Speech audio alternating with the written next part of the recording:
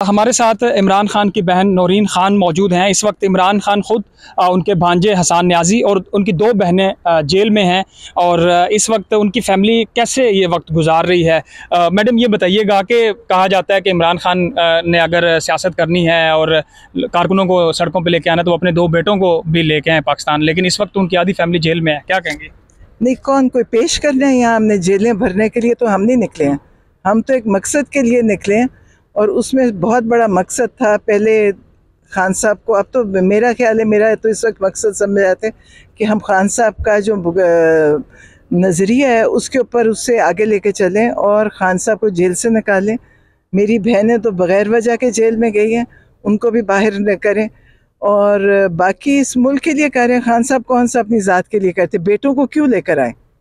किसके बेटे आए हैं आज तक? वो बेटे तो वहाँ रहते हैं, उनका घर है उधर, तो उन बेटों की बात क्यों होती है? मेरी तो समझ में नहीं आती। बेटे, इनके बेटे आए थे किसी के पाकिस्तान? किसी का भी बेटे ये तो पाकिस्तानी होके बाहर गए हुए थे, उनकी तो वालदा वहाँ रहती है, उनका घर है उधर, और ये ज़बरदस्ती बेटे बेटे उनके। खान साहब ने कौन सी चीज़ नहीं की? उन्होंने अपनी ज़िंदगी सब कुछ दाव पे लगाया, उनकी ज़िंदगी पे कातलाना हमले। आज उनको बग़ैर वजह के, कोई कानूनी वजह नहीं है कि उनको जेल में रखा हुआ है, तो ये खान साहब के ऊपर ये बात ये कर ही नहीं सकते, जबकि इनकी अपनी औलादें कोई पाकिस्तान में है ही नहीं।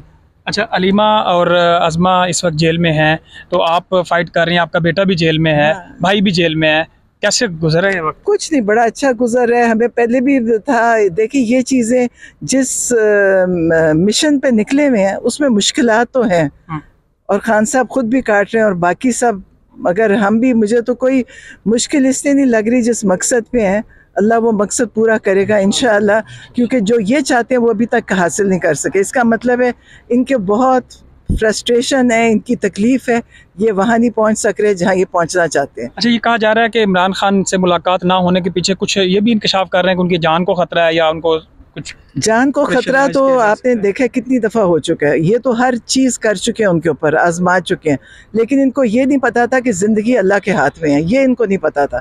ये अपनी तरफ से अपनी ताकत से मारना चाहते हैं, लेकिन ज़िंदगी अल्लाह के हाथ में है और इनको अपनी ज़िंदगी की हिफाजत करनी चाहिए, क्योंकि इनको नहीं पता इनके साथ क्या होना है।